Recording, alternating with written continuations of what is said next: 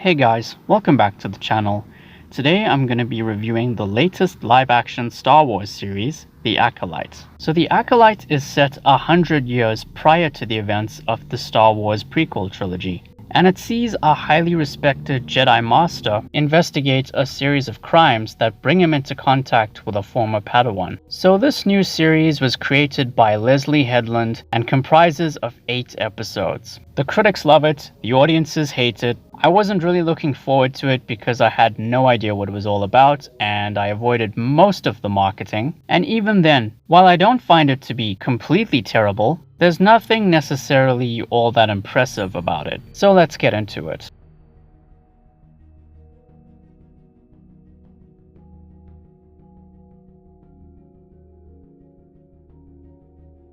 So first of all, there were some interesting ideas here, such as framing the narrative as a Star Wars themed crime drama of sorts, and maybe a few interesting story directions here and there, as well as a few decent characters. First of all, you have Osha, the main protagonist, a former Padawan who left the Jedi Order due to inner turmoil she has regarding her connection to the Force. Sol, the highly respected Jedi Master I mentioned earlier, is played by Lee Jung-jae, I'm sorry if I butchered that name, who everybody knows as Seong Ji-han from Squid Game. He's investigating murders all across the galaxy, and he has certain character traits reminiscent of Qui-Gon Jinn in the sense that he struggles to balance a Jedi's control of emotions with his personal feelings for his former Padawan. And of course, Mother Anastasia, the leader of a coven of Force witches.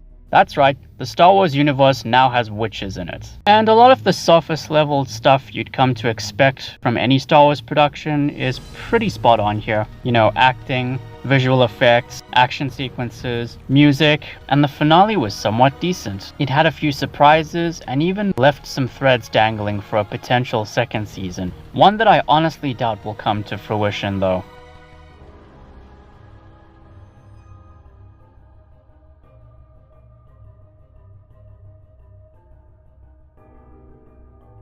Now, I have a ton of issues with The Acolyte. First of all, the plot is so thin that I don't think this show even needed to be 8 episodes. It honestly could have been 6. You know, the first 2 episodes set everything in motion, then we pumped the brakes for a flashback episode. The 4th and 5th episodes were so short that they could have easily been combined into one longer episode. The 6th episode just felt like setup for the resolution. Then we pumped the brakes again to retell the events of the flashback episode from earlier, but from a different perspective, and then we come to the conclusion. Given that this is a show being run by Disney of all people, it dabbles in its fair share of woke politics, which I'm sure we're all sick of at this point. It also squanders the talents of some of the biggest names in the cast. I mean, you've got Daphne Keane, who we all know as X-23 from the X-Men film Logan. Not to mention Carrie-Anne Moss, Trinity from the Matrix franchise. There wasn't much to either of their characters, and they didn't have a whole lot to do. So yeah, what a wasted opportunity there. Plus, there's also a couple of lore-breaking elements in the show, such as a Wookiee Jedi Master, the ability to change the color of a lightsaber's kyber crystal, and the biggest one has to do with a throwaway line spoken by Ki-Adi-Mundi in The Phantom Menace. Basically, he mentioned the Sith being extinct for a millennium.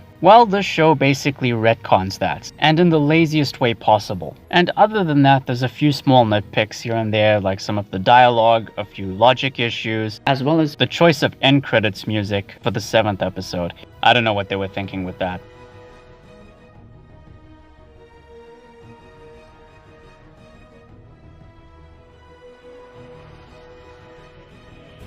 So yeah, those are my thoughts on The Acolyte. If the show does end up getting renewed for a second season, I guess you could say I'm mildly curious to see what happens next. But even then, that's not really saying much, because as a longtime Star Wars fan, I think it's fair to say that Disney can do better than this. So as for next time, I'm going to be reviewing Season 4 of The Boys, so look forward to that very soon.